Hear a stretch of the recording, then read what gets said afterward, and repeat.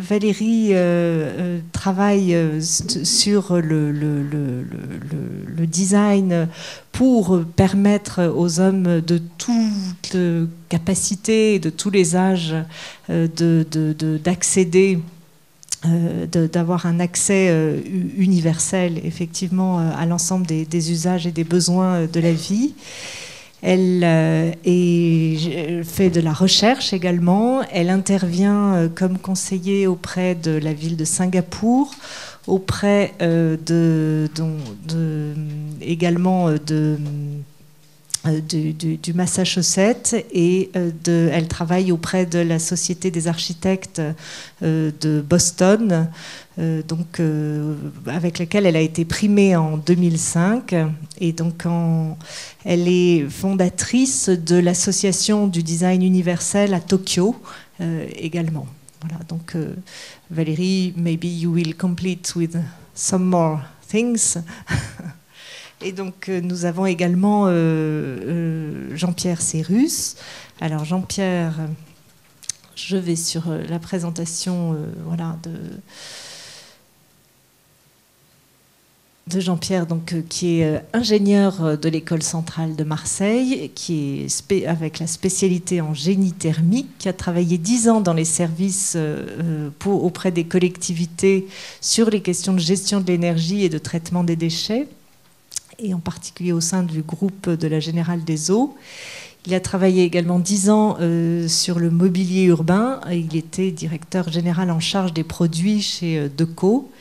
Et depuis 10 ans, il dirige et il est fondateur de la société Access Métrique, qui est présente ici au sein du salon, et de AD3E, où il fait de l'assistance à maîtrise d'ouvrage sur toutes les questions d'accessibilité, d'énergie, de développement durable et de risques sanitaires. Voilà.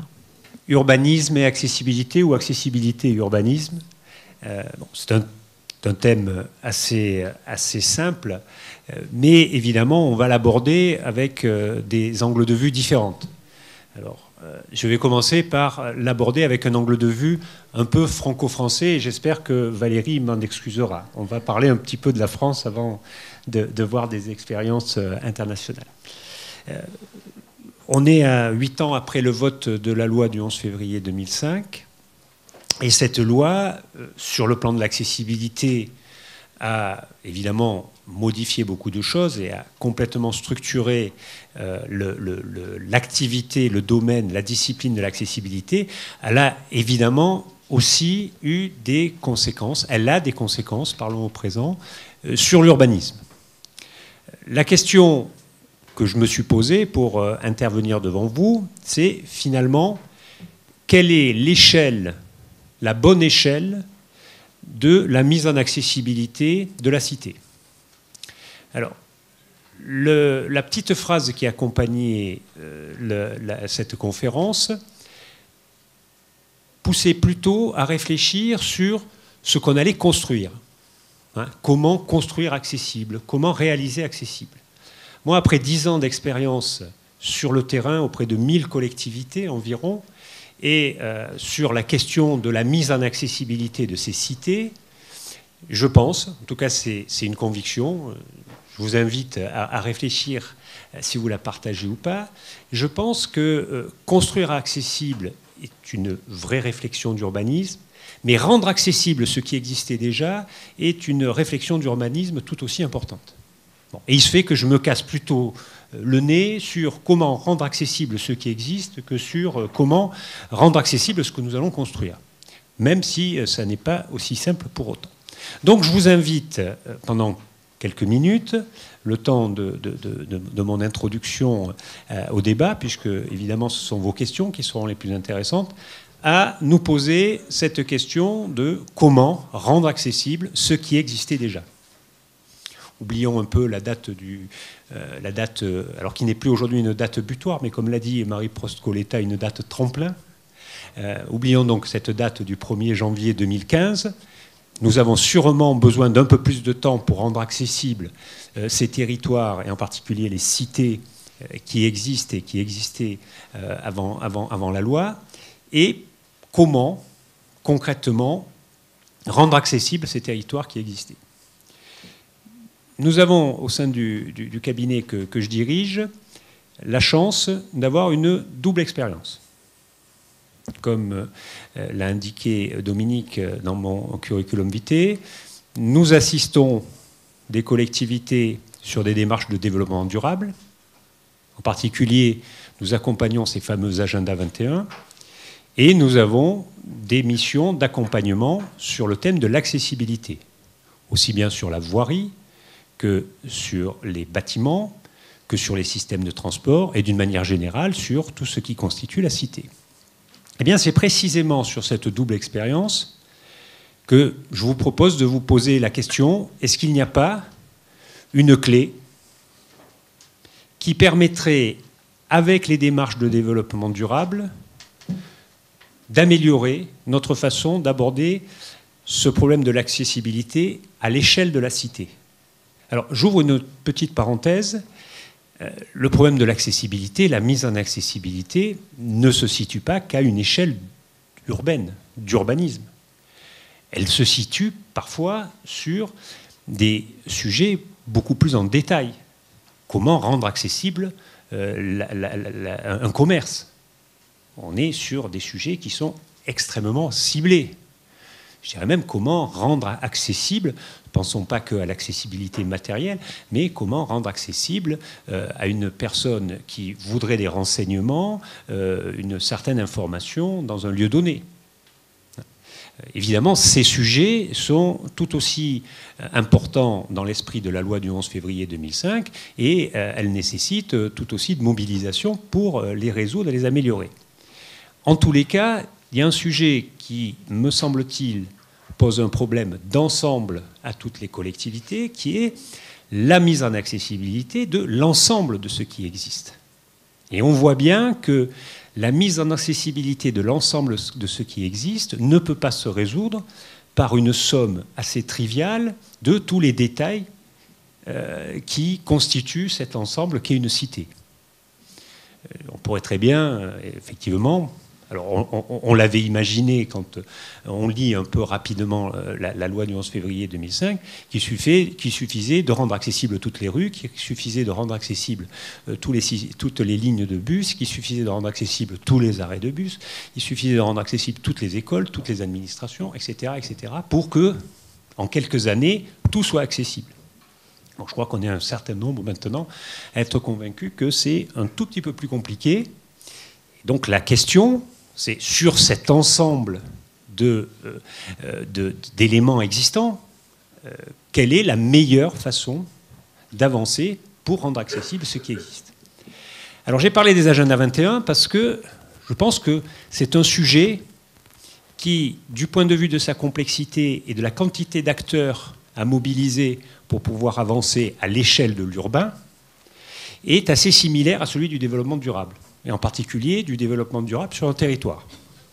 Et on a la chance en France, Valérie, c'est là qu'on est un peu franco-français, d'avoir finalement assez bien réagi à la démarche de mise en œuvre d'Agenda 21. Il y a dans ce pays environ 1000 expériences. Alors il y aurait eu un intervenant plus spécialisé là-dessus, les chiffres auraient été plus précis, mais je vais quand même en donner quelques-uns. Il y a dans notre pays actuellement plus de 1000 collectivités qui ont une démarche d'Agenda 21. C'est-à-dire, elles veulent, à l'échelle de leur territoire, rendre le développement de leur territoire plus durable. Je peux vous assurer que, comme pour l'accessibilité, on peut partir d'éléments extrêmement détaillés, par exemple le transport du personnel municipal, et aller vers l'ensemble, par exemple, l'adaptation d'un territoire aux évolutions du climat. Comme pour l'accessibilité, on a donc une problématique très globale, et on pourrait, de manière un peu rapide, penser que la résolution de cette problématique globale pourrait se faire en résolvant une somme que personnellement je crois assez infinie de problématiques très spécifiques et très détaillées. On a vite fait le pas. 1000 collectivités qui aujourd'hui se sont lancées dans des démarches d'Agenda 21 qui ont appris donc en quelques années que ces problématiques très complexes n'étaient finalement pas décourageantes, mais plutôt très enthousiasmantes, parce que l'avantage de ces démarches d'Agenda 21, c'est qu'on mesure les progrès qui sont certes pas forcément très rapides, mais qui sont réguliers, qui sont surtout concertés et soigneusement évalués au fur et à mesure de la réalisation des actions. Donc on a appris au travers des Agenda 21 que même sur des disciplines, enfin sur des enjeux ou des objectifs très ambitieux et très complexes, on avait la capacité localement au niveau des territoires de s'organiser pour faire des progrès, les décider ensemble, les mesurer ensemble et convenir à nouveau de nouvelles étapes. Eh bien, c'est exactement ce que nous avons proposé de faire aux différentes collectivités pour lesquelles on travaille, en leur disant on va plutôt essayer de simplifier la mise en accessibilité à cette échelle urbaine que de la compliquer. La compliquer, de mon point de vue, consisterait à vouloir traiter détail après détail l'ensemble des situations.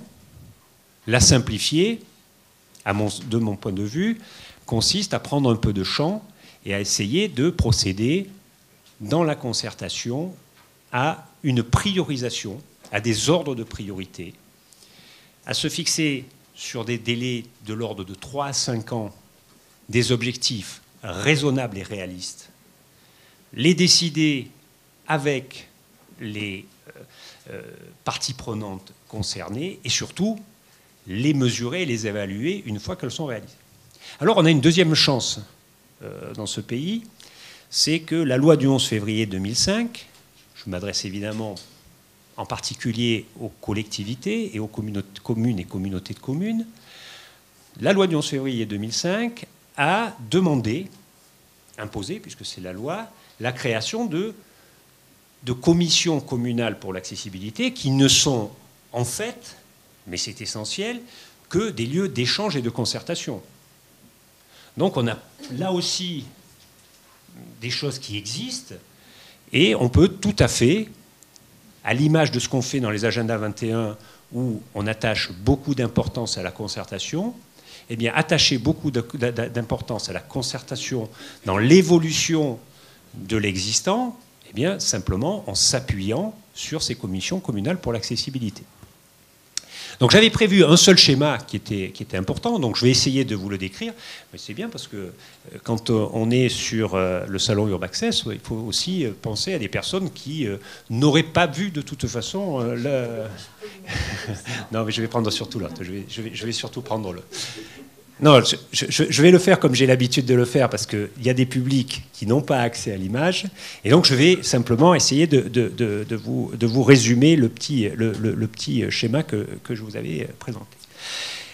On va, pour faire simple, traiter l'amélioration à l'échelle urbaine, c'est-à-dire à l'échelle de l'urbanisme, qui peut être celle d'un quartier, qui peut être celle d'une commune, qui peut être celle d'une communauté de communes, qui peut être celle d'une ville dans son ensemble. Mais de toute façon, je parle bien là d'une échelle qui est une échelle globale, avec du transport, avec de la voirie, avec des établissements recevant du public, avec du logement, avec des lieux de travail, avec tout un ensemble de services qui, par la loi, ont vocation à être accessibles à tous sans exception. Donc c'est cette échelle, vraiment, qui me paraît importante d'avoir en tête. C'est d'ailleurs, dans la démarche, je l'insiste bien, signé par la déclaration que la programmation, moi je vais plutôt parler d'agenda, la programmation de l'accessibilité, je vais parler d'agenda d'accessibilité, elle est au niveau territorial. Donc c'est un agenda d'accessibilité territoriale. Cette notion de territoire est essentielle, encore une fois, à chacun des acteurs et des décideurs de choisir quel est le territoire qui est défini pour cette programmation et pour cet agenda.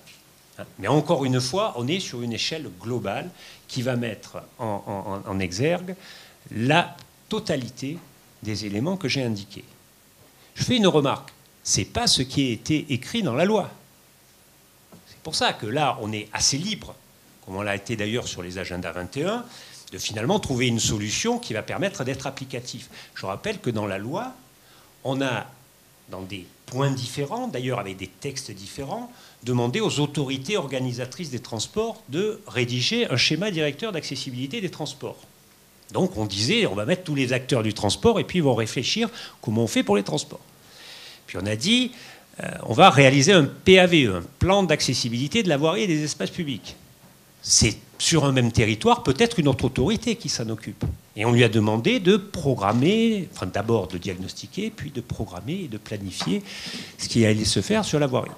Puis on a demandé à ceux qui étaient propriétaires, en particulier les collectivités d'établissements recevant du public, de regarder un peu ce qui se passe. Alors là, on a été, à mon avis, un peu incomplet, c'est qu'on a parlé de diagnostic bâtiment par bâtiment et à aucun moment on a demandé un schéma directeur d'accessibilité des bâtiments publics de la commune existante.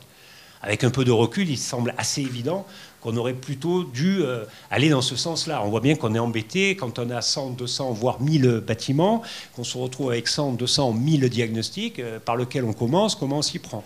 Je fais une remarque d'ailleurs, dans le baromètre de l'APF qui a été rendu au début de la semaine sur le classement des villes, il y a un petit mot sur les diagnostics. Alors moi, je me sens totalement responsable parce que nous en avons réalisé 40 000. Bon, si les diagnostics sont pas satisfaisants, je me sens responsable au moins d'une part d'entre eux. Bon, je pense que, qu'ils soient bons ou pas bons, ils ont tous incontestablement un inconvénient ou une lacune, c'est qui concerne un bâtiment isolé. Et c'est très difficile, une fois qu'on a diagnostiqué un bâtiment isolé, de mettre en mouvement les acteurs de l'urbanisme pour savoir comment les travaux vont se réaliser. Est-ce qu'on commence par les écoles? Est-ce qu'on commence, etc., etc.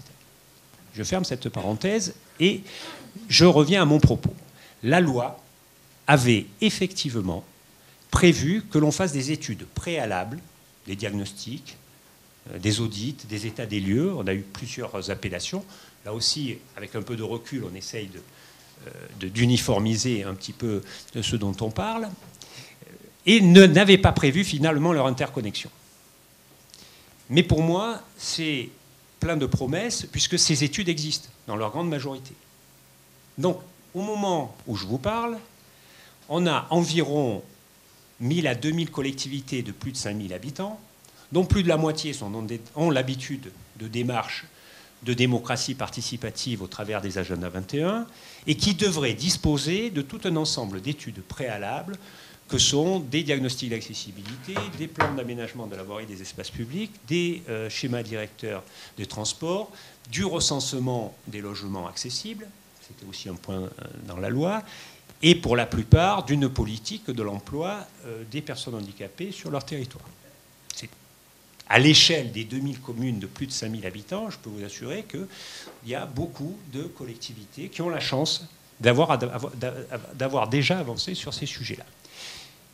On leur propose, et je vous avoue que ce n'est pas une chance inespérée quand toutes les cases sont remplies sur un pré-diagnostic extrêmement rapide, et la plupart du temps c'est ce qui se passe, on leur propose d'avancer de manière globale sur le thème de l'accessibilité. Elles ont d'ailleurs souvent d'autres documents, et je suis sûr que Dominique y fera référence, que peuvent être les SCOT, que peuvent être les PLU, que peuvent être les plans de déplacement urbain, etc., etc. On ne manque pas d'éléments de diagnostic. Le problème, c'est que souvent, ils vont poursuivre des chemins parallèles qui ne se rejoignent pas toujours, et on va manquer de transversalité.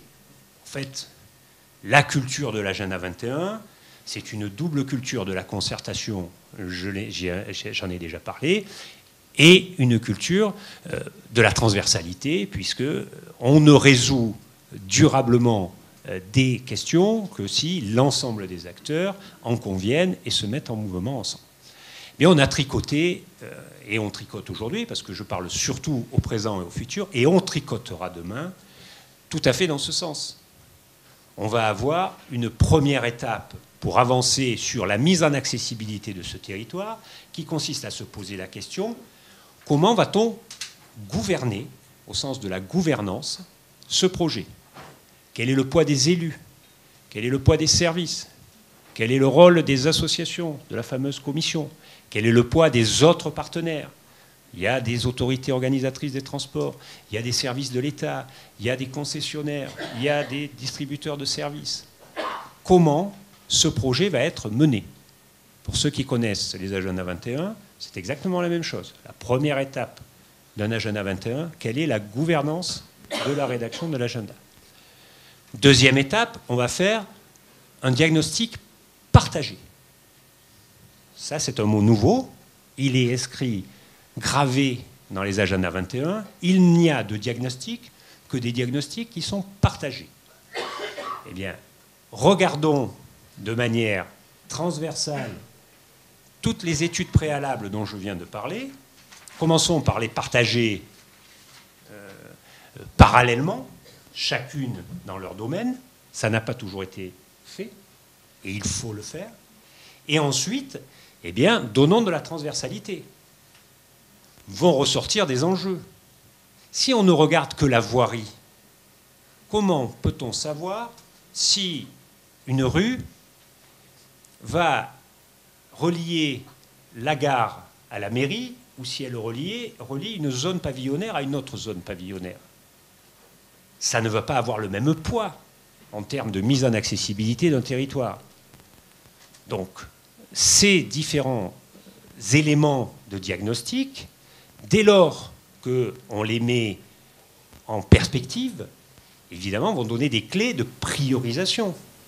Et c'est là tout l'intérêt de partager. Parce que si je suis responsable du service des bâtiments, que j'ai avec moi l'élu au bâtiment et que je ne pose la question à des usagers qu'en termes d'usage du bâtiment, on va me donner des ordres de priorité qui n'auront rien à voir avec la logique globale du territoire. Parce que sur un territoire, on fait autre chose que d'utiliser individuellement un certain nombre de bâtiments. On vient de faire l'exercice pour la ville de Toulouse sur une priorisation de la mise en accessibilité de bâtiments à partir de diagnostics.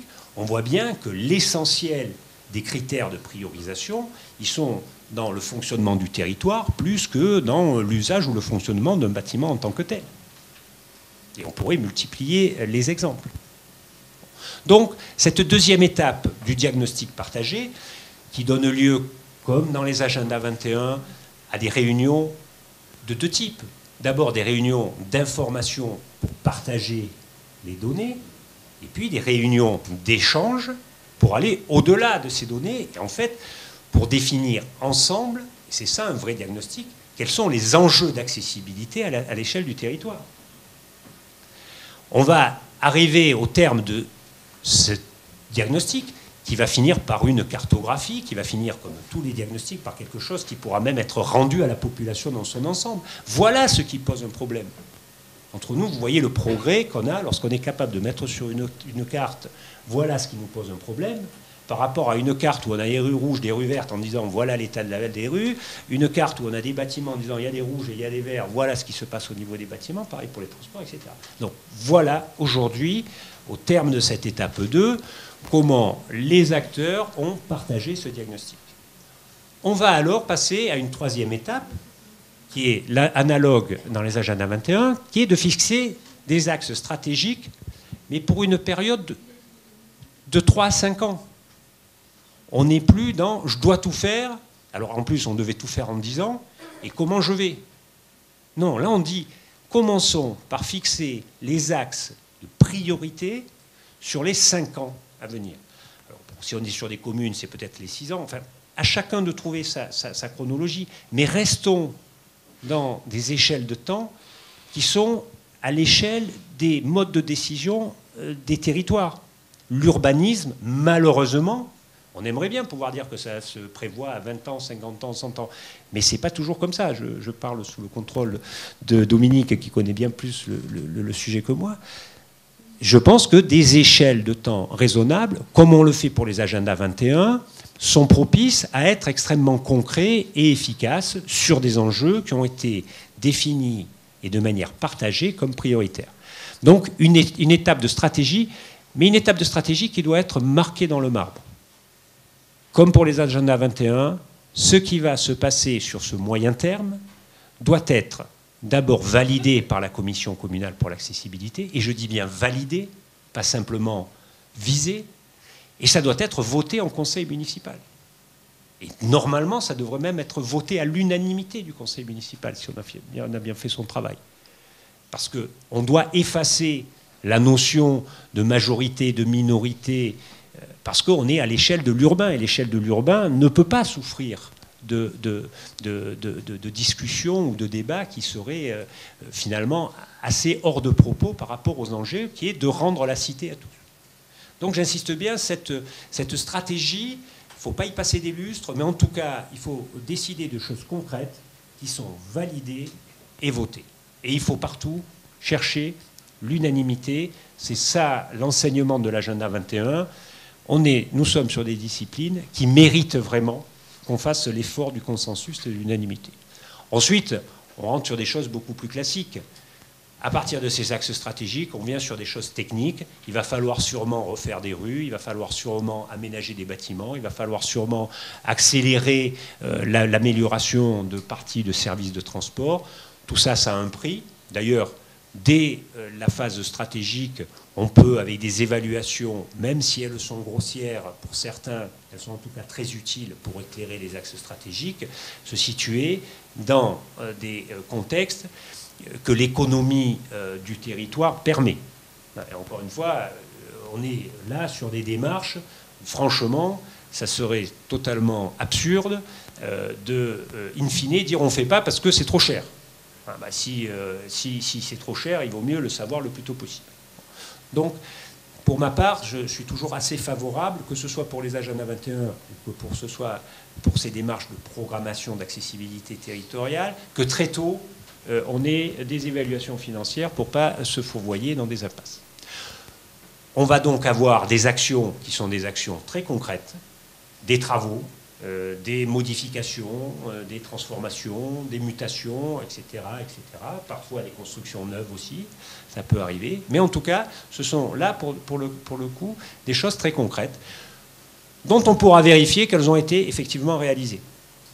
C'est ça l'intérêt de passer au très concret. Donc, on va avoir un certain nombre d'actions. C'est ce qu'on appelle le plan d'action programmé.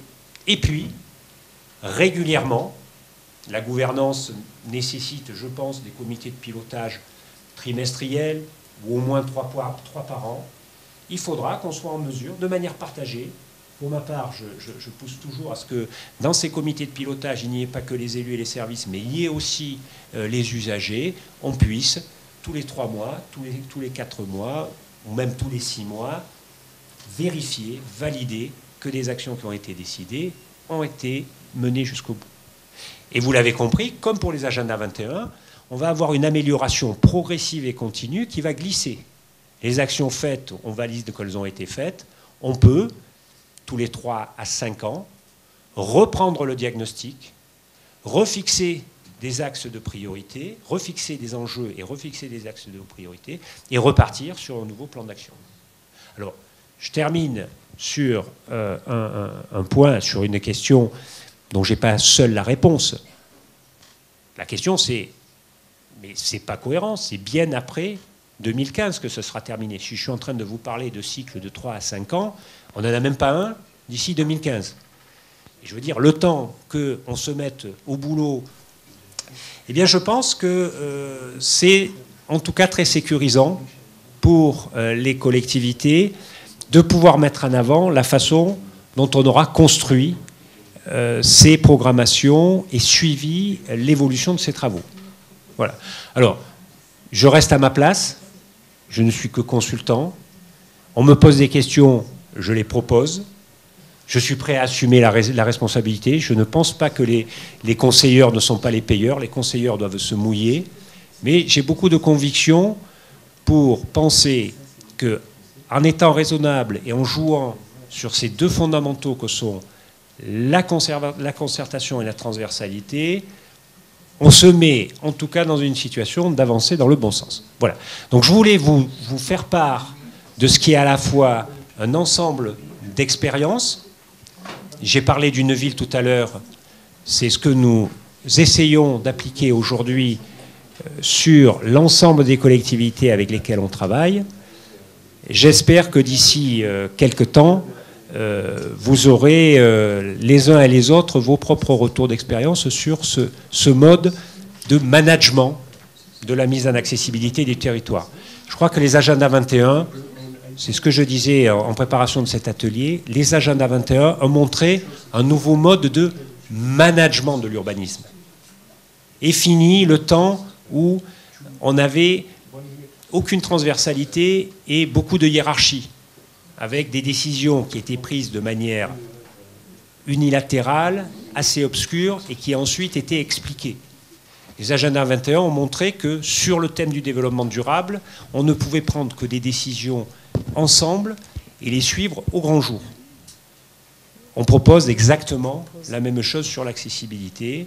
Et encore une fois, je trouve qu'on est dans un pays, je ne connais pas la situation des autres, mais je trouve qu'on est dans un pays où on a la chance d'avoir ces commissions communales, on a la chance d'avoir ces études préalables qui ont été réalisées, et puis on a la chance d'avoir un ensemble de collectivités qui sont prêtes à mettre en œuvre ce type de démarche.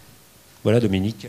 C'était un peu long peut-être, mais merci comme j'avais Jean-Pierre, et bravo pour cette présentation sans support et avec traduction, avec traduction pour les malentendants. Et en l'entendant, cela m'a suggéré de faire un petit exercice pratique sur l'enjeu justement de hiérarchiser et de se concerter pour répondre au mieux aux enjeux d'accessibilité. Donc là, je dirais que typiquement, nous sommes dans une salle où nous avons, on a prévu un système, je dirais, réglementaire, quelque part, qui permet aux malentendants de nous entendre.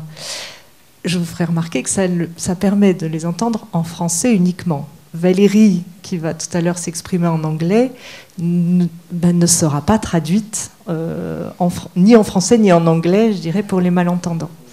Alors, en termes d'exercice de gouvernance, que je me permets, puisque je suis donc animateur de ce débat, je voulais vous proposer, si vous en êtes d'accord, de me dire qui dans la salle est malentendant et a besoin de cette traduction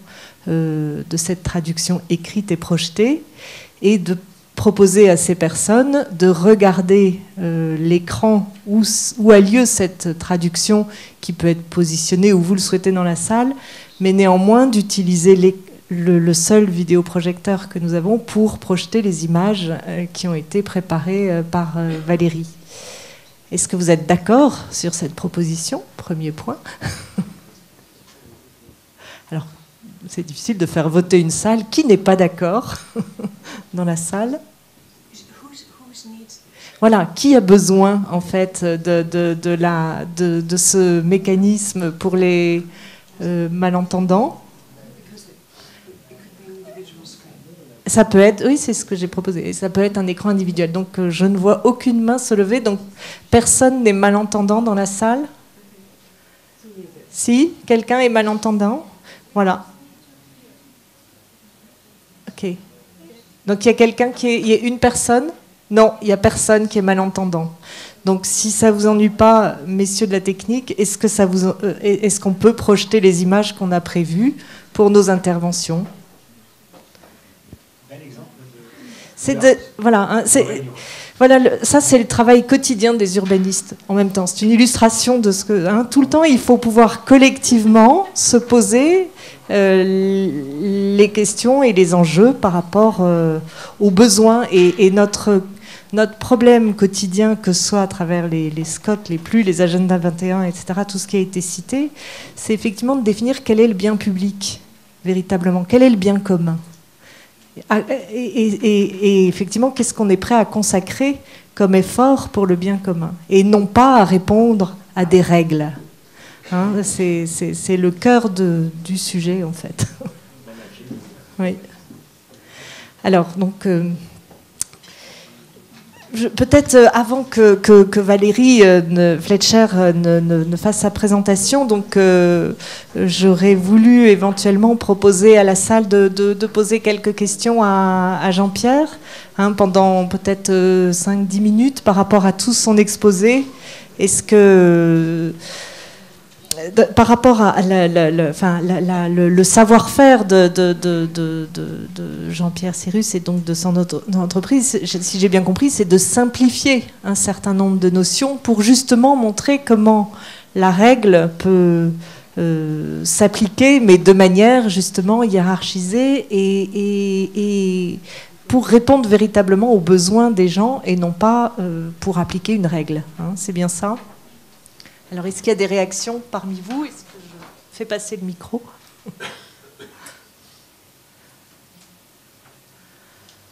Bon. Ah, voilà, un intervenant formidable. Toujours le premier, il a besoin de se lancer et de lancer la salle. C'est pour chauffer la salle. Bernard Fiol du CERTU. Donc j'ai entendu l'intervention de Jean-Pierre fort intéressante. Ceci étant, la loi a bien prévu de traiter de la chaîne de déplacement. Donc ça veut dire tous les maillons et toutes les interfaces entre les éléments de la ville. Hein, donc on y travaille depuis longtemps. Alors il y a quelque chose qui m'interroge du point de vue de l'urbanisme, c'est que tu dis qu'il faut avoir une stratégie sur un moyen terme, 5-6 ans. Et quelle est la cohérence avec une stratégie à plus long terme, malgré tout, qu'on a forcément dans le domaine de l'urbanisme? Quand on pense à la ville, on ne pense pas à 5-6 ans, on passe à 20, 30, 45 ans. Voilà, donc c'est la question qui reste en suspens, mais d'accord sur la concertation, la transversalité et la mise en partenariat de tous les acteurs. D'abord, je fais évidemment amende honorable. Je connais bien la continuité de la chaîne du déplacement. Mais je suis du Sud et on est un peu têtu dans le Sud. Et je trouve qu'il y a peu de textes, en tout cas à ma connaissance, et je crois assez bien connaître la réglementation, qui mettent en perspective de manière claire ces différents documents. Donc on parle de la chaîne du déplacement au cœur des dispositifs. Moi, je propose simplement qu'on l'applique et c'est un mode applicatif. Alors, en ce qui concerne le délai, je pense qu'on est en grande complémentarité. L'agenda accessibilité territoriale n'est pas amené à se substituer au SCOT, il n'est pas amené à se substituer au PLU, il n'est pas amené à se substituer à l'ensemble des plans dont j'ai parlé. Il doit nous conduire à résoudre le problème de la priorité des actions et de leur mise en œuvre vis-à-vis de la vie quotidienne des usagers. Et il se fait, alors ça, je le lis dans mon expérience, je le vis dans mon expérience, il se fait que ce qui ressort de mes missions et des missions auxquelles nous participons, c'est qu'il y a beaucoup d'actions qui sont du ressort de petites opérations, pas forcément structurantes. Alors, là aussi, je suis assez général. C'est sûr que si je travaille sur une ville nouvelle en région parisienne, du type Les Ulysses ou du type Cergy-Pontoise, je vais avoir un élément majeur qui est l'organisation verticale. Et là, je suis tout à fait de ton avis, on ne va pas arriver par des actions à moyen terme à résoudre quelque chose qui est vraisemblablement plus compliqué. Mais quand je pense à une ville classique de 20 ou 30 000 habitants, souvent les problèmes, ils sont comment on accède depuis le parking de la mairie à la mairie, comment on peut aller à la salle de mariage, comment on peut utiliser l'espace public et l'espace de promenade d'un square ou d'un jardin. Donc on est sur des opérations qui, à mon avis, sont essentielles et prioritaires dans la vie quotidienne des gens et qui peuvent être résolues par une programmation qui est une programmation, je te l'accorde, partielle. C'est pas là qu'on va retrouver la restructuration complète d'un quartier dont on a le projet depuis 10 ans et qu'on n'est pas encore arrivé à mettre en œuvre. Mais encore une fois, on est sur une réponse à la mise en accessibilité d'un territoire, et je m'y risque, c'est là que je prends un risque, que je pense nécessairement progressive et continue.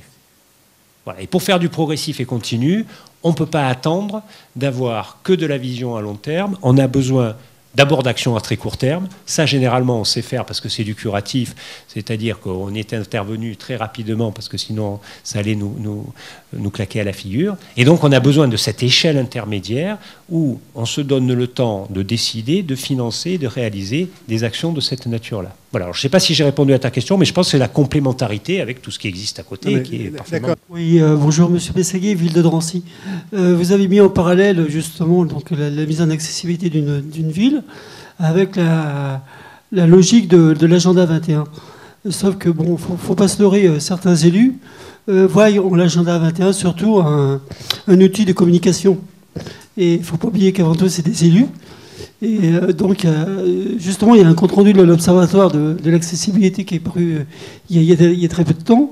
Il n'y a que 30 à 40%, je crois, des villes qui ont mis vraiment en pratique cette commission communale d'accessibilité. Et le problème le plus souvent, justement, évoqué, c'est la volonté politique. Donc, on le voit bien avec l'agenda 21 qui, en outre, avec les lois découlant des Grenelles de l'environnement, de la RT 2012, et puis des autres lois, l'agenda 21 sera plus qu'un artifice, quoi. Alors moi j'ai peur que de comparer la mise en accessibilité d'une ville à l'agenda 21, à la fin, ça devient un outil de communication pour les élus. Leur dire voilà, je veux dire, j'ai été élu, je vais vous rendre dans votre ville accessible parce que je l'ai décidé. Non, c'est pas parce qu'ils l'ont décidé, c'est parce que la loi l'y oblige. Merci. Là, vous posez tout l'enjeu entre gouvernance et politique, enfin gouvernance, politique, etc., et démocratie, en fait. À un moment donné, c'est vrai qu'on est en démocratie, on élit des élus et on les charge de mettre en place. Je ne sais pas si ça marche. Une précision qui me paraît quand même importante sur les agendas 21, que certains les utilisent comme des outils de communication, vous avez vraisemblablement raison. Mais je rappelle qu'il y a un comité qui s'appelle le comité 21 et qui a bien fixé les règles de ce qu'est un agenda 21. Et il a en particulier insisté sur ce que j'ai indiqué tout à l'heure, qui était le suivi et la validation. Donc moi, je veux bien qu'aujourd'hui, comme vous semblez le dire, certains pensent qu'un agenda 21, ce ne sont que des promesses. Ça n'est pas ça, un agenda 21. Un agenda 21, c'est je décide d'action, évidemment parce que je suis mobilisé, je suis convaincu, je suis le maire et j'ai envie de le faire. Mais ces décisions, une fois qu'elles figurent dans l'agenda 21, dans le plan, derrière, il y a un groupe de pilotage qui doit dire elles ont été faites ou pas faites. Donc un agenda 21, ça s'évalue. On est d'ailleurs en ce moment dans une phase assez importante d'évaluation des agendas 21.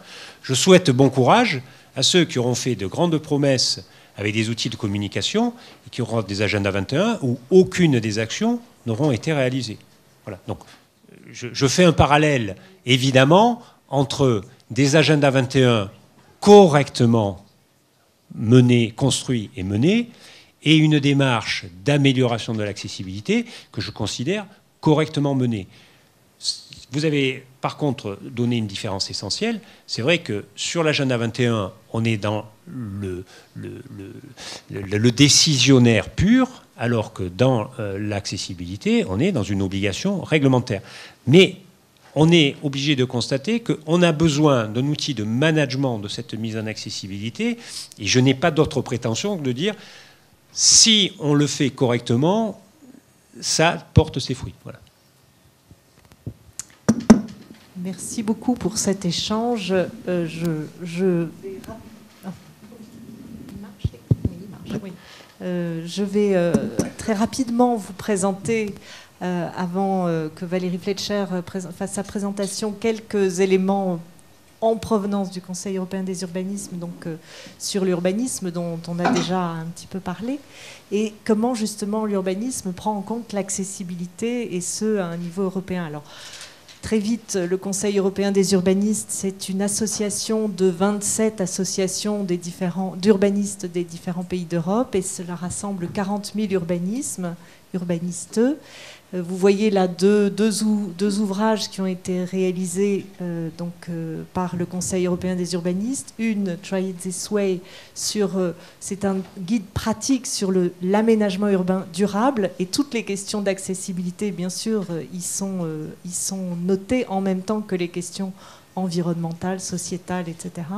Et le deuxième, plus récent, c'est sur la cohésion territoriale, qui fait partie du traité de Lisbonne et qui nous invite à travailler à l'échelle de bassins de vie et à ne pas opposer ville et campagne, mais bien à travailler sur les territoires et à construire une cohésion spatiale et une accessibilité, parce que cet enjeu de l'accessibilité, c'est un des piliers du schéma de développement de l'espace communautaire. Et quand le schéma de développement de l'espace communautaire parle d'accessibilité, c'est bien sûr l'accessibilité aux services.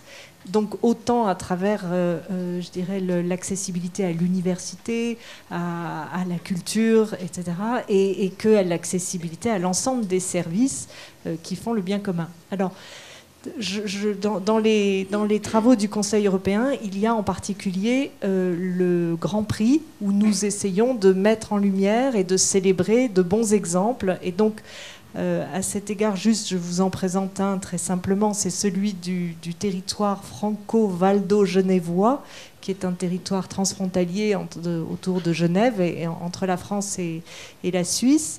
Et donc, pour lequel tout ce travail de gouvernance, donc là, qui n'est pas réglementé par des lois, puisqu'on est plus sur des démarches volontaires, mais on est bien sur une polarité de territoire qui fait que vous avez en France de l'habitat, beaucoup de gens qui habitent, et en Suisse, beaucoup d'emplois, et que toutes les activités s'organisent, se concentrent en Suisse, et que l'habitat est plus sur la France. Et donc il y a un grand déséquilibre de part et d'autre de cette frontière, avec des mouvements très compliqués et beaucoup de difficultés et d'exclusion, quelque part, qui viennent de cette situation. Et donc ce projet franco-valdo-genevois a permis, à travers beaucoup de groupes de travail, de réunions, de concertations, etc., de définir un plan d'action. Et le projet prioritaire qui est sorti de ce plan d'action a été la mise en place de transports en commun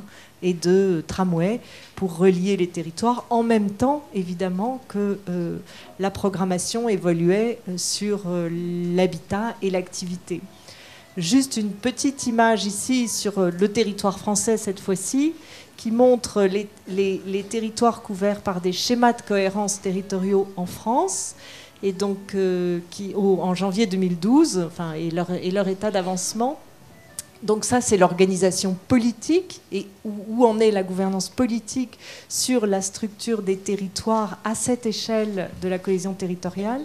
Et sur la droite, vous avez une carte de France qui montre le fonctionnement des bassins de vie en tant que tel, c'est-à-dire qui montre un petit peu la découpe des territoires à l'intérieur desquels, en fait, en dehors de la politique, quand on travaille, quand on va, les loisirs, donc effectivement cette échelle territoriale qui évolue sans arrêt, hein, mais à l'échelle pertinente, à notre sens, pour réfléchir aux enjeux d'accessibilité, mais bien sûr de polarité, d'emploi, d'habitat, d'aménagement d'espaces verts, etc.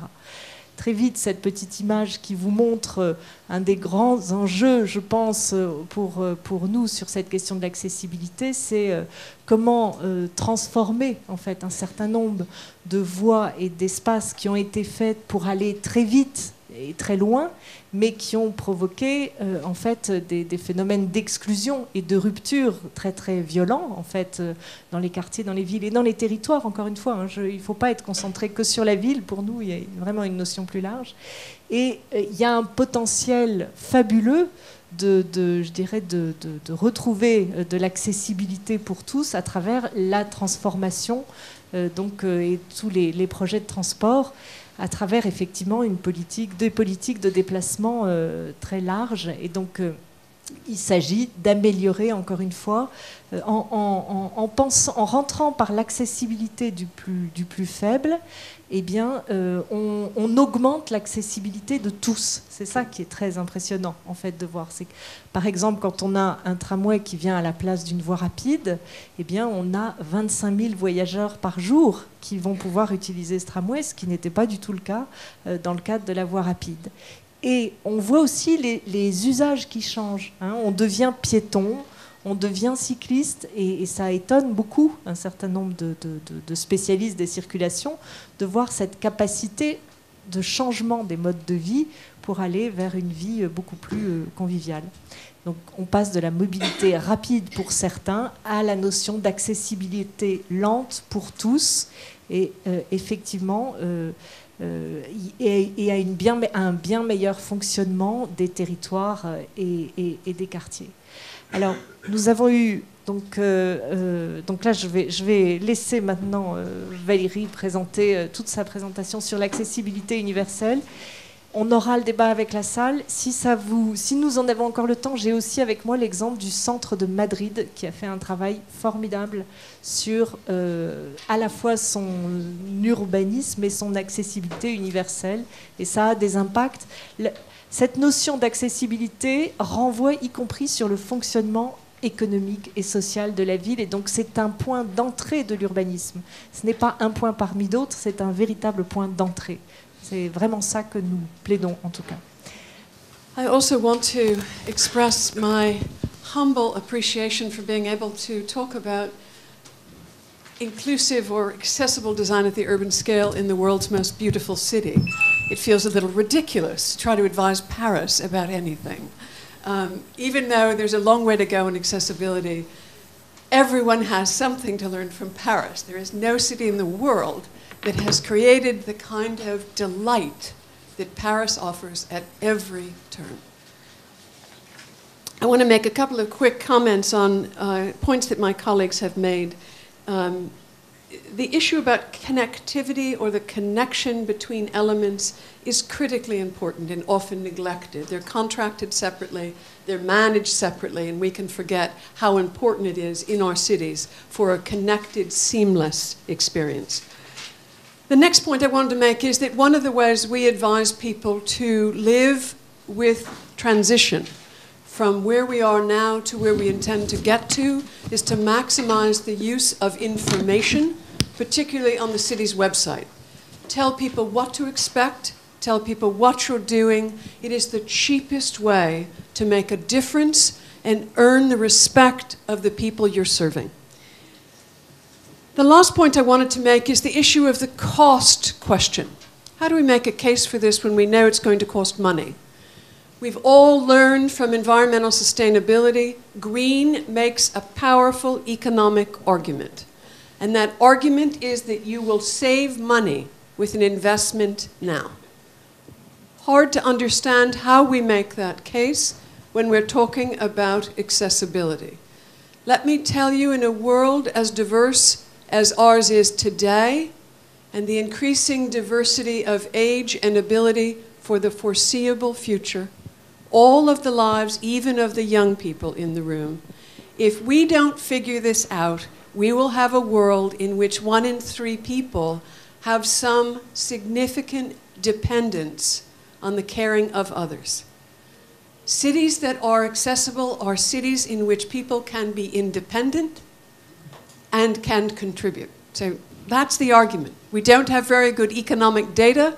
We are desperate for some high-level economist to take that on. That's an invitation if anyone has a favorite economist. And now I will go through my presentation. I realize that it is late, and I will be fairly quick. If anyone would like a copy of anything, sorry it is in English, I would be happy to share that with you. Who are we? How dare I present in front of all of you? We are an old organization, at least. We've been around for 35 years this year. And we are all about inclusion, enhancing experience, not just getting away from barriers, but enhancing experience through excellence in design. We are designers, and we care desperately that the solutions that we come up with do not minimize what design can do. We're very confusing. We do a lot of things. We are mostly designers and educators. We do design and consulting on accessibility and universal design, mostly together. We do technical assistance. We know the law and we interpret it. One of the things about laws in most countries is that they are hard to understand, baffling often. Ours appear to have been written by lawyers in the middle of the night. Very hard to understand. So we are technical assistance experts on our big law of accessibility, the ADA, Americans with Disabilities Act, and our fair housing law. For all of the nation, we provide technical assistance. We do a lot of education and training worldwide, and our research is focused on user experts, and I'll explain that in a minute. All of our perspective is reinforced by a shared international policy of the World Health Organization. You may know that the World Health Organization redefined disability in 2001.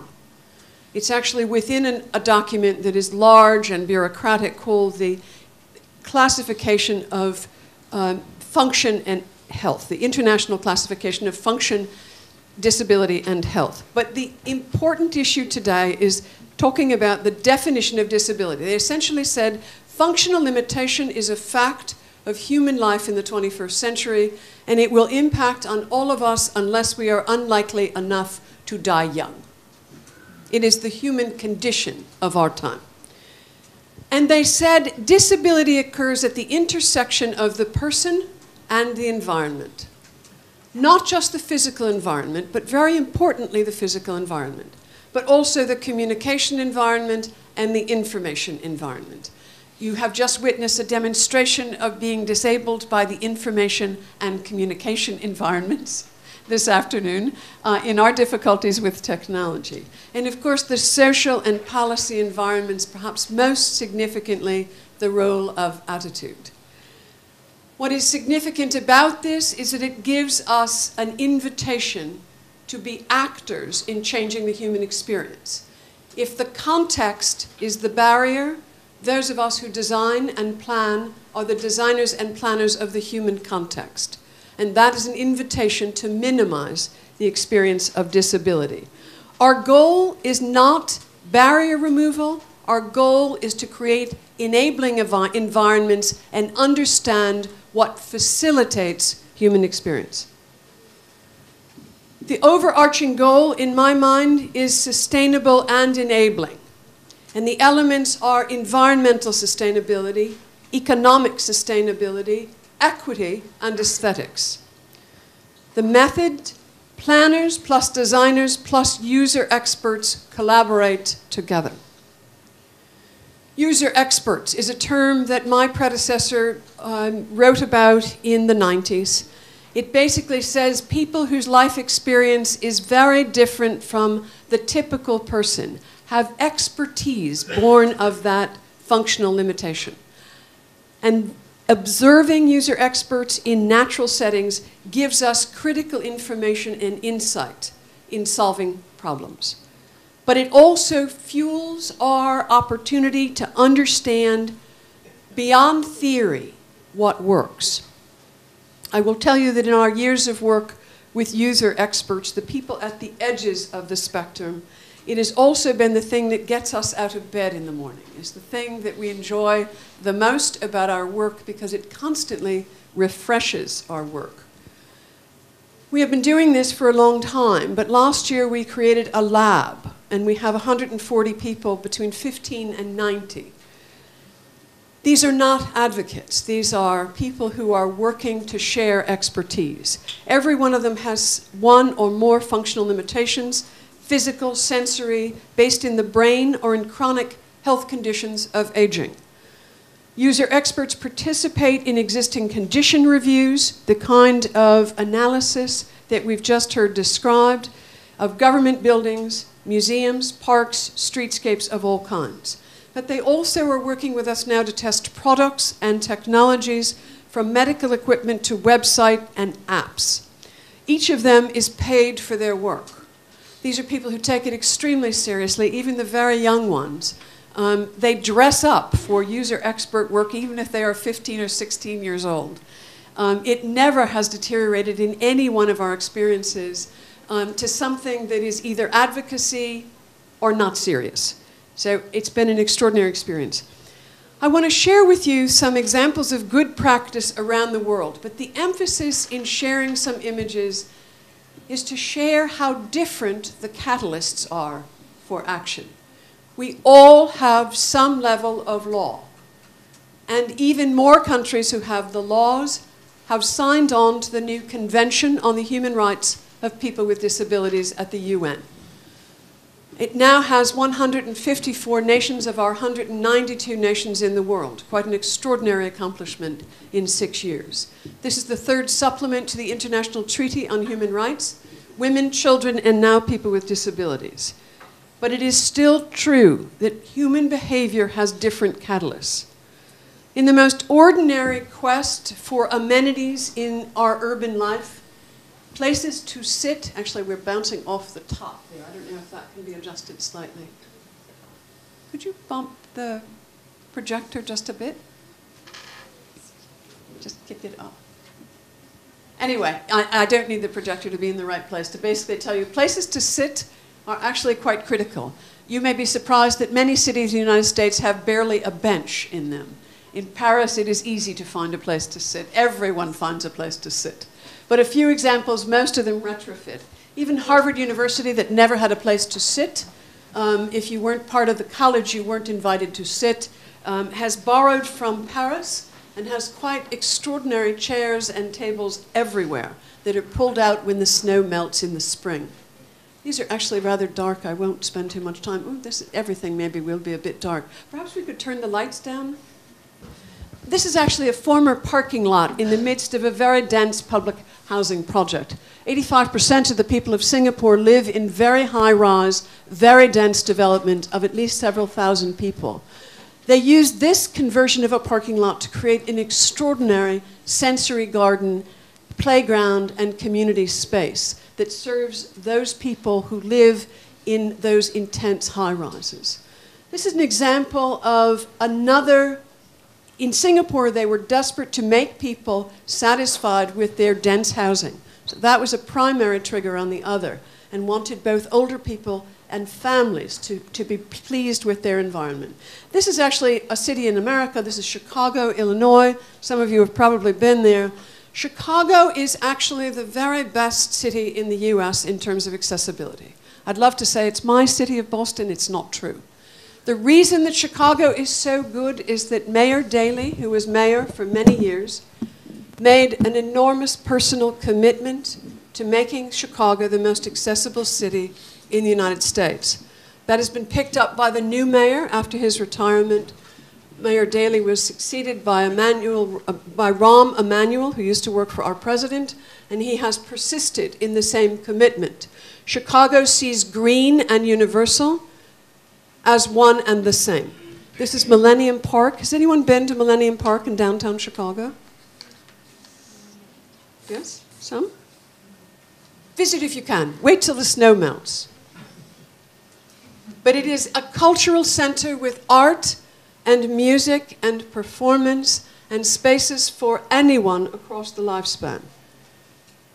A remarkably pleasant place immediately adjacent to their museum, or their Institute of Art.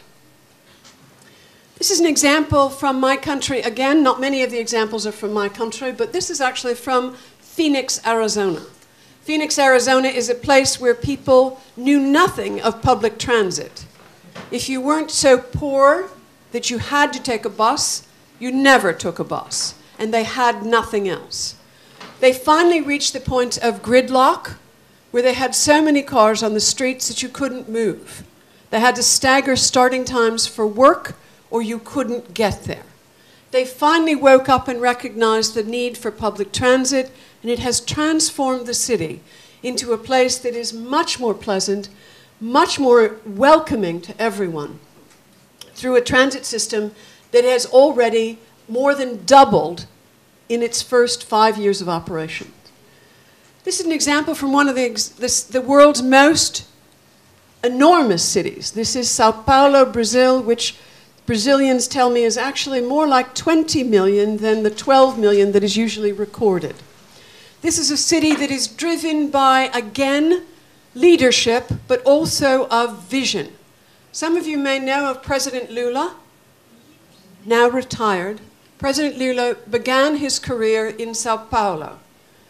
And President Lula is a workman with an 8th grade education. What drives President Lula about design is a vision of design for social equity. Social equity is actually the driver of Sao Paulo's commitment. That's a very rare thing to talk about most anywhere in the world. Sao Paulo has done a lot of excellent work. Daunting challenge of an enormous city, much of it poor. I would point to an image that is difficult in this light to see in the corner. Sao Paulo is the only place in the world I know that took on as a priority getting rid of one-step entrances, replacing them with ramps.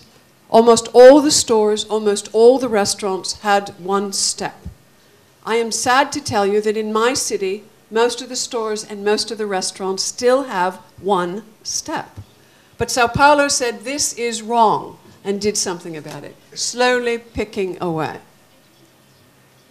This is an example from another North American city, but one in which green dominated the first part of the work that was done in Vancouver, British Columbia, an extraordinary city with mountains and water. Anybody been to Vancouver? Yes? It's a remarkable place. And it is a place where they saw the integration of accessibility and green as natural and necessary. They took away personal rights to any land that is immediately adjacent to water and made it public land. The leadership on that was actually by a man named Sam Sullivan, who happens to have personal experience with disability. He was a longtime member of the city council and then elected mayor, and he's a man with quadriplegia and a visionary urban planner.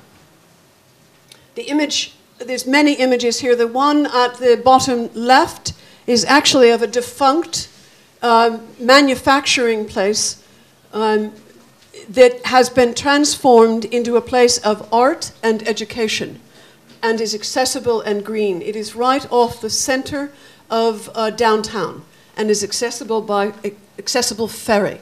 The image on the left is, on the right, forgive me, is a green and universally designed convention center. I think one of the best in the world in terms of that.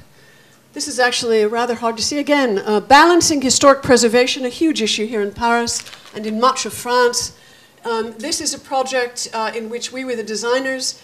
It is an historic building that was originally designed as a firehouse. I mean, a police station next to a firehouse. The firehouse is still functioning.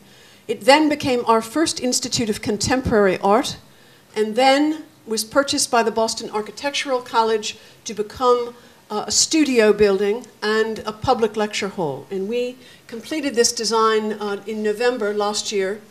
It is now part of a very attractive facade, a historic street in the middle of our Back Bay neighborhood. We dropped the front entrance, you can see on the right at the top, which was a full meter above street level, and made a level entrance while restoring the historic fabric. This is from a fundamentally different part of the world. This is Singapore. Singapore has made a gigantic commitment around both green and universal design.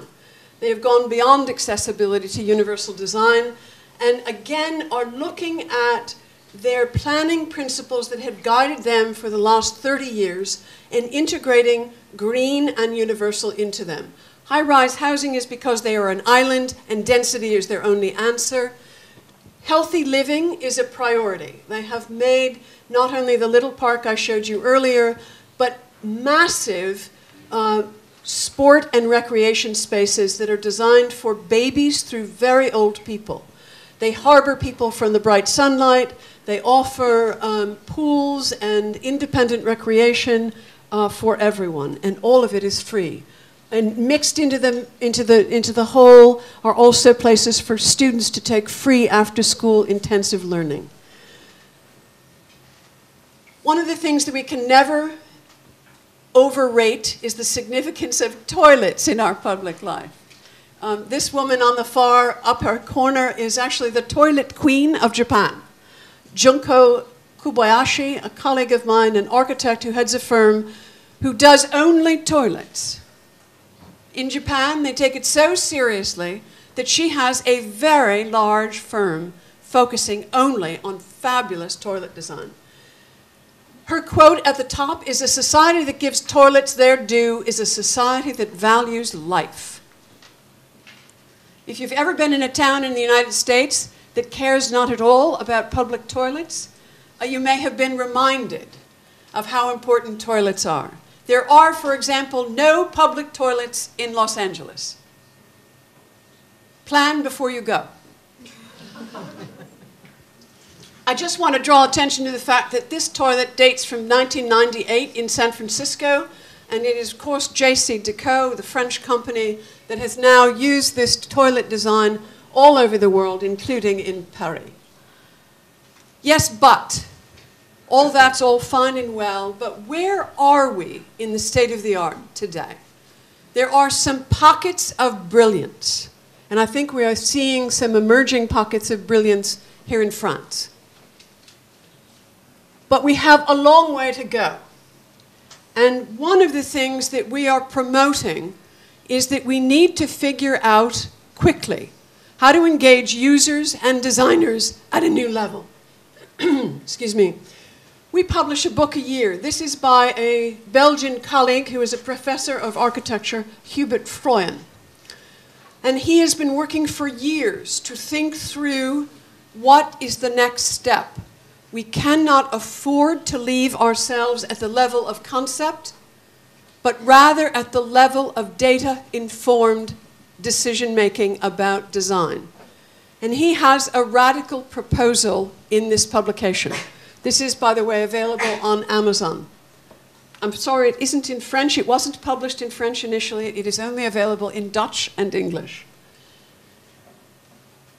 He basically says we must do the research to inform the next generation of knowledge, and that it must involve large numbers of user experts, people whose life experience is different from most designers, and designers, that it rolls up together in a planning process that is about research, users doing research and reporting their findings about what the impediments are and what works at the person level through digital communication, and to train designers to use that information in a next generation of design solutions.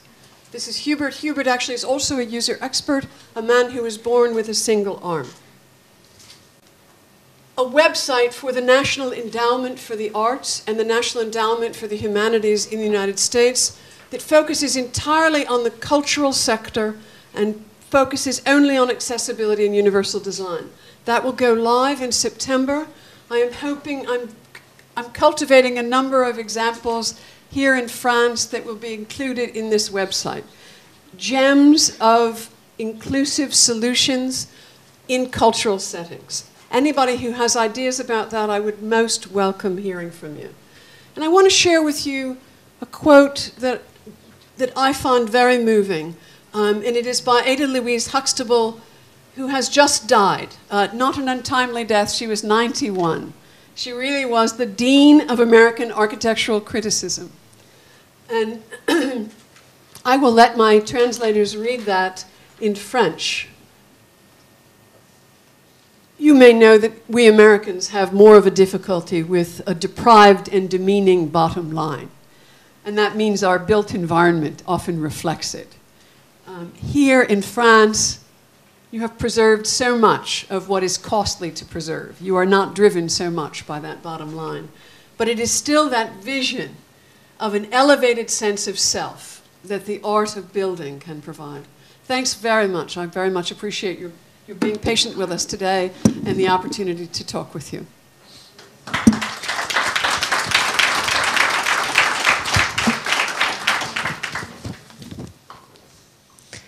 Merci beaucoup pour cet exposé très brillant et qui nous a permis de faire un tour du monde sur les bons exemples en matière d'accessibilité et les enjeux pour demain. Alors je vais proposer peut-être qu'on peut rallumer la lumière maintenant que nous avons fini toutes nos projections et nos difficultés techniques.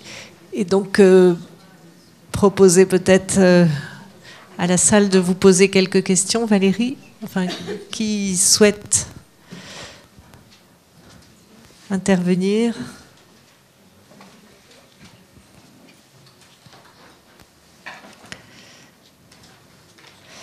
Personne ne se lance. Donc, peut-être une question, Valérie. Alors moi, je vais vous en poser une.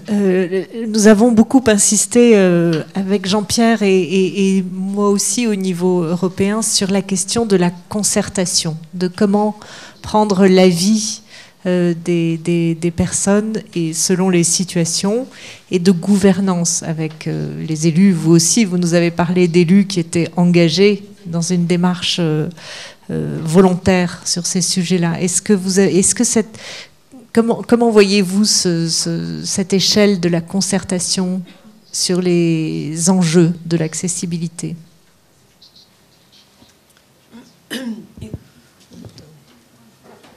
The engagement of people at the edges of the spectrum, older people and people with disabilities, this issue of everyone with a functional limitation is a challenge.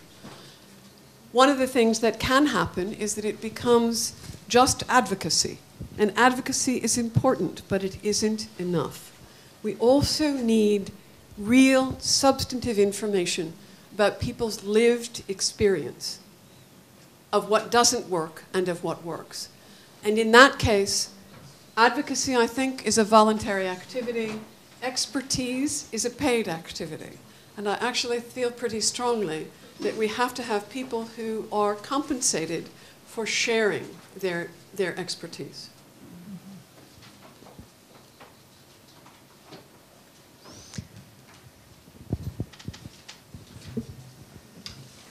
Jean-Pierre, vous pourriez faire le parallèle avec les agendas 21 dont vous parliez sur ce... Oh, pardon.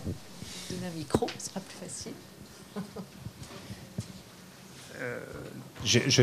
J'essayais d'imaginer une conduite d'atelier si autour de la table il y avait quelques témoignages qui étaient gratuits et puis quelques experts qui étaient rémunérés. Bon, sur le sujet de la rémunération, j'avoue que j'ai pas d'expérience. En tous les cas, dans les agendas 21 et dans les groupes de concertation et dans les groupes de travail liés à l'amélioration de l'accessibilité, on est toujours sur deux interventions de l'usager. On est d'abord sur une intervention par rapport aux difficultés rencontrées. Donc là, on est vraiment dans le domaine du témoignage, puisque cette concertation repose sur des constats. C'est vrai qu'il y a une deuxième intervention de l'usager sur la définition des solutions.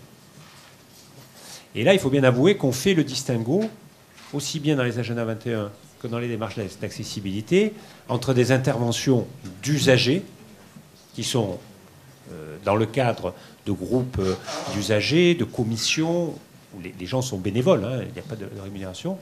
Et puis, dès lors qu'on fait appel, et ça arrive, à des experts, on passe à un autre type de démarche.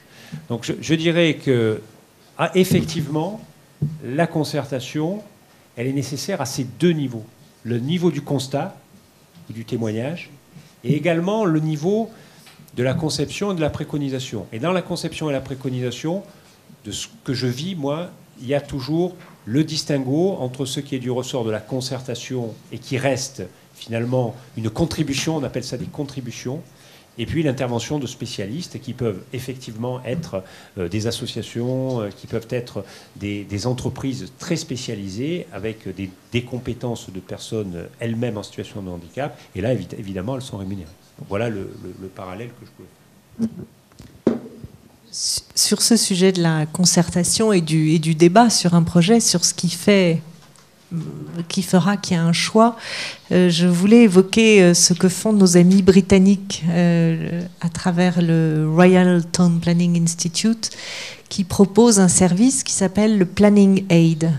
C'est un service qui propose aux citoyens de faire des projets alternatifs, de construire des alternatives par rapport à un diagnostic posé ou par rapport à une situation donnée, et donc qui permettent effectivement d'organiser un débat politique, je dirais quelque part, mais sur l'urbanisme, sur la ville elle-même et sur son organisation. Je ne sais pas si vous en avez déjà entendu parler ou si vous avez pu l'expérimenter également dans d'autres pays.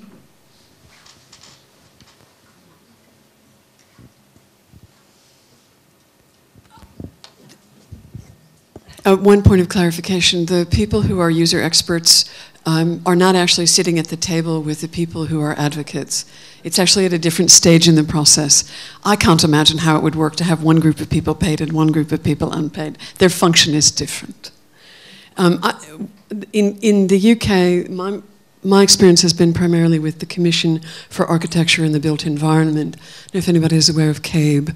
They've done some extraordinary work on consultation. Unfortunately, their lives were cut short.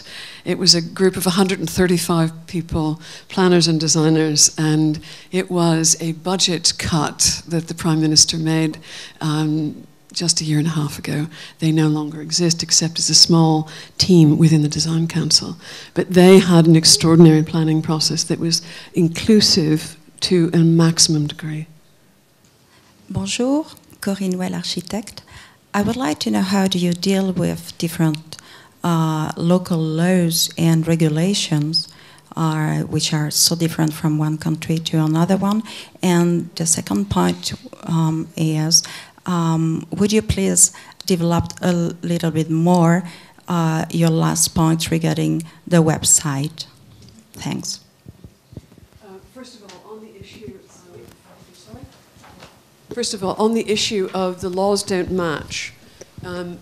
Actually, they don't match, but they all sort of fall victim to the same thinking. And the thinking is that there are three categories of functional limitation. One is the wheelchair user who has good upper body strength. Agreed? We see that in countries all over the world.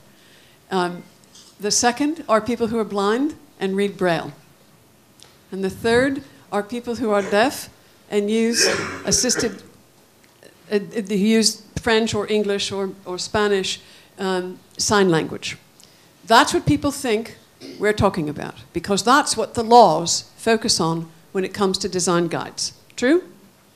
In the United States, there are 57 million Americans with disabilities.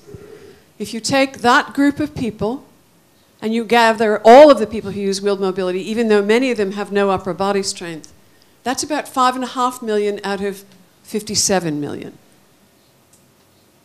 Are people hearing that? That is a very important concern, that the laws are focused on a few conditions that are extreme but not dominant in the spectrum of disability. Is that a familiar issue? We've been at this a long time in the United States, so these are issues that we're chewing on a lot these days. It is part of why we need to anticipate real diversity and not just tell me what I have to do based on the law. And I don't know about you, but in the United States and in most of the world, almost no one who acquires a disability over 50 ever raises their hand and says, I have a disability. Is it different here? No, no, no. This is the human condition. So that's one of the challenges. I will tell you that on issues of the laws as they exist globally, we are seeing an effort everywhere to recognize the problem of harmonization. And I think we're going to see a great deal of harmonization. I'm doing a session tomorrow about the laws in the United States, laws and guidance, and I'm going to be talking about the latest trend towards harmonization, looking more at the International Building Council most likely. And the next point on websites. People have focused on website accessibility for people who use assistive technology, and that's a very important function of the accessible website. And I'm saying that that's very important. In the United States, that is considered mandatory across the board at this point, whether you're a government agency or private, that your website has to be accessible. But I'm really talking about using the content of the website to serve your intent to be more welcoming, to be more accessible, to give people the information to plan, to know before they go, not know what to expect. It's essentially a cost-neutral activity. And to share your planning, the idea of the kind of planning and sequencing that we heard about so clearly up front is something that can be shared broadly and cheaply and simply on the city's website. And that not only gives people the information to feel confident that people are serious, but it also holds the city to an expectation that is broadly shared. We find it to be extremely valuable in cities and towns, but also in businesses and in cultural environments and in higher education. That if you use your website to tell people the information to plan everything, whether that is the physical environment inside or outside, the information environment, all of that gives people a sense of control and satisfaction when they engage with your environment. So we found it makes a very big difference and is frequently overlooked. Different people responsible. It gets forgotten by the people who are responsible for the built environment. Does that help? Olivier Gualtirotti, Bouygues Immobilier. Regarding the process you show us, Valerie, about Hubert Froyin's vision, do you have any information on return on investment for companies or cities who decide to conduct projects this way? The first step is actually to undertake a broader degree of research. He has done it for 7 years on a very small scale at a Belgian university. We're proposing to do it in the United States and here in France at Nantes, at the design school, to begin to gather that data using technology that is very cheap and easy and fast, and get to the next level so that we can expand it. The return on investment can't be measured until it goes to that scale. Thank you. Juste une remarque, j'ai même pas de question, j'ai une remarque. C'est merveilleux, mais en France, à part quelques grandes villes, on parlait de Nantes, on peut voir Bordeaux, on peut voir Grenoble, à Paris, il y a pas mal de petits endroits qui sont comme ça accessibles, mais en dehors de ça, je pense qu'il y a beaucoup de maîtres d'ouvrage, d'urbanistes, etc., qui sont très loin de nous réaliser des choses comme ça. Je le vérifie tous les jours. Je vois des travaux qui ont été réalisés récemment et 9 fois sur 10, ça ne respecte pas, même pas l'arrêté du 15 janvier 2007, c'est-à-dire les obligations d'accessibilité qui existent depuis 6 ans. Alors quand on voit cela au quotidien et quand on voit ce que vous nous présentez, madame, il y a un sacré écart et je persiste à dire qu'en France, nous avons encore, malheureusement, beaucoup de retard en ce qui concerne l'accessibilité, même si des efforts ont été réalisés. J'en parle en connaissance de cause parce que ça fait plus de 63 ans que je suis handicapé à mobilité réduite, donc j'ai un sacré background, j'ai vécu toute la progression et je peux vous dire que j'ai voyagé, je suis d'accord avec vous, à Singapour, même en Europe, il y a des tas d'endroits qui sont accessibles et je ne comprends pas pourquoi en France, c'est pas encore ça. Et j'entends toujours, on me dit « Ah, mais vous savez, en France, on a des vieux villages, on a des vieilles villes. » Mais non d'un chien, en Allemagne, c'est pareil, en Belgique, c'est pareil, dans les pays nordiques, c'est pareil, en Espagne, c'est pareil. Alors, il ne faut pas me raconter d'histoire. Je crois que nous avons encore malheureusement beaucoup de retard et que nos élus ne prennent pas conscience de ce problème. Alors moi, je me sens un peu interpellée par votre propos et donc en tant qu'urbaniste et représentante de la profession des urbanistes, nous nous sommes engagés dans un document que vous trouverez sur notre site internet et nous nous engageons justement à mettre cette question de l'accessibilité au premier plan et les organisations professionnelles ont un rôle à jouer et la formation aussi, bien sûr, a un rôle très important à jouer dans ce domaine-là.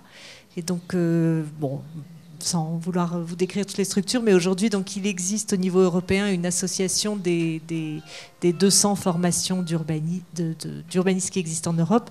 Ça existe aussi, bien sûr, aux États-Unis. Et cette question de l'accessibilité est un point central, évidemment, à valoriser au niveau de la formation et ensuite de l'exercice professionnel. Et c'est le rôle de nos organisations en particulier de porter ce genre de propos et de méthodes, en fait, véritablement. I don't mean to in any way diminish the seriousness of the challenges here.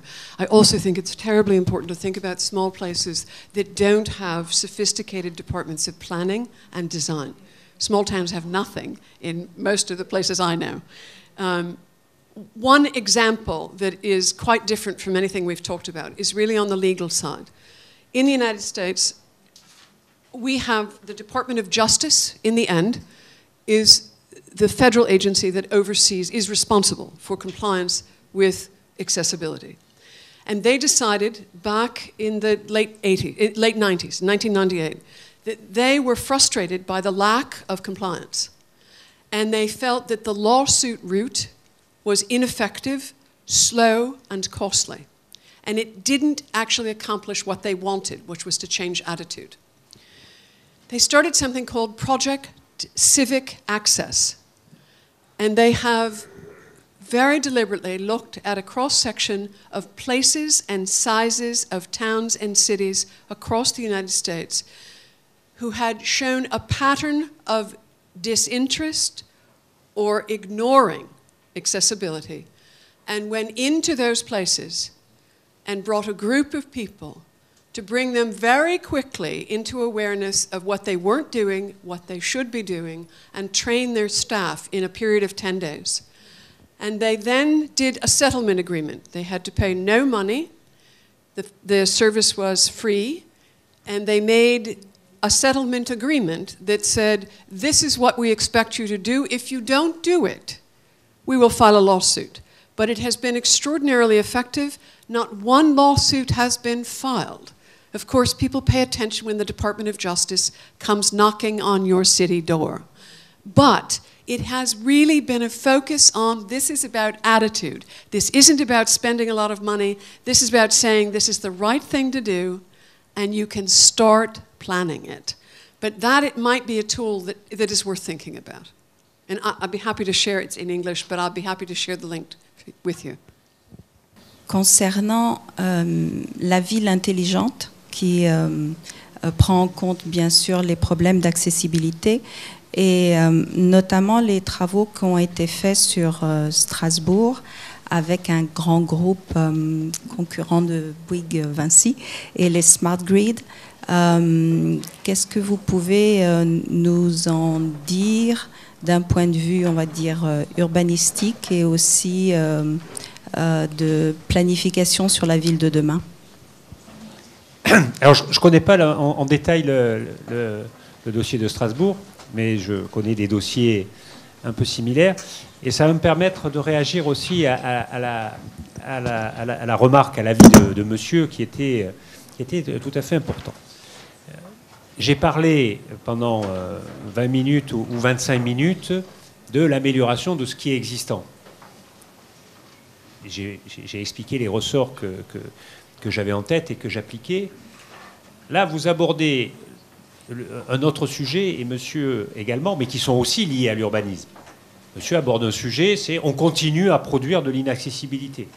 Il a raison. Il ne faut pas être un expert pour comprendre qu'on continue à construire et à provoquer des situations d'accessibilité.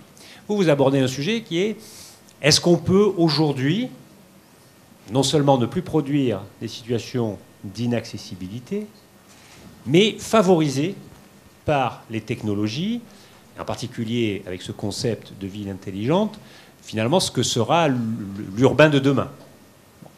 On va avoir besoin de faire des essais. On ne va pas réussir du premier coup. Il faut qu'on commence par résoudre le problème de monsieur. Moi, personnellement, quand je travaille avec des élus, et j'ai un grand respect parce que c'est vrai que c'est assez facile de dire ils font rien de bien, ils font de la com, etc. Mais enfin, moi je travaille avec beaucoup de petits élus dans des petites communes. Généralement, ils font ça le soir après leur boulot. Et bon. Donc ils font avec leurs moyens et il faut les aider pour déjà résoudre ce problème, c'est qu'on ne construise plus inaccessible. Et aujourd'hui, très sincèrement, il y a tous les moyens pour le faire. Il y a des architectes dans cette salle, il y a des urbanistes, il y a des ingénieurs. Franchement, aujourd'hui, faire un hôtel de ville, une école, etc., qui ne respecte pas les règles de la loi française, plus un certain nombre de bons usages qu'on a tous intégrés quand on est dans le domaine de la conception, ça n'est pas acceptable. Ça, faudra très rapidement que vous n'ayez plus ce sentiment. Bon, mais vous l'avez, et vous avez parfaitement le droit d'avoir. En ce qui concerne la ville intelligente, on va essuyer des plâtres, on va sûrement faire des choses qui ne seront pas aussi géniales, bon, mais il faut les faire, il faut passer par là. Je crois que, c'est ce que expliquait Alaï tout à l'heure, il va falloir qu'on investisse pour la génération future. Et investir par la génération future, hein, c'est aller parfois dans des fausses pistes, aller parfois sur... Mais c'est pas grave. Hein. En France, on a fait le Minitel. Eh bien, 25 ans après, on s'est aperçu qu'on était très habile avec les nouvelles technologies parce qu'on s'était planté avec le Minitel. Bon, voilà, on s'est planté, on a jeté un peu d'argent, mais on a acquis, en tout cas, des modes de fonctionnement et qui vont nous servir. Alors, je ne connais pas le cas de Strasbourg, mais je suis souvent associé à des réflexions sur des projets assez ambitieux. Évidemment, ils ne vont pas toucher 50 millions ou 60 millions d'individus du jour au lendemain, mais de ces expériences pilotes, et bravo aussi des collectivités, des entreprises, des acteurs se lancent dans ces démarches ambitieuses, eh bien, sortiront sûrement des solutions. Bon, on parle toujours de la télécommande, de la télévision, mais voilà, on est exactement dans ce ressort-là, dans ce registre-là. C'est par l'expérimentation qu'on arrivera à travailler pour les générations de demain. Alors, je n'ai peut-être pas répondu à votre question, mais j'ai voulu l'associer à la remarque de monsieur, parce que je pense que la plus grosse erreur serait de ne penser qu'à des opérations exemplaires. Moi, j'appelle ça les lunaparks. Hein. Souvent, on a envie de faire le bâtiment le plus accessible du monde. Bon, je pense que ça, c'est une fausse piste. Il faut résoudre l'existant, il faut bien faire ce que l'on peut faire aujourd'hui quand on fait du neuf, et il faut expérimenter. C'est un vaste sujet.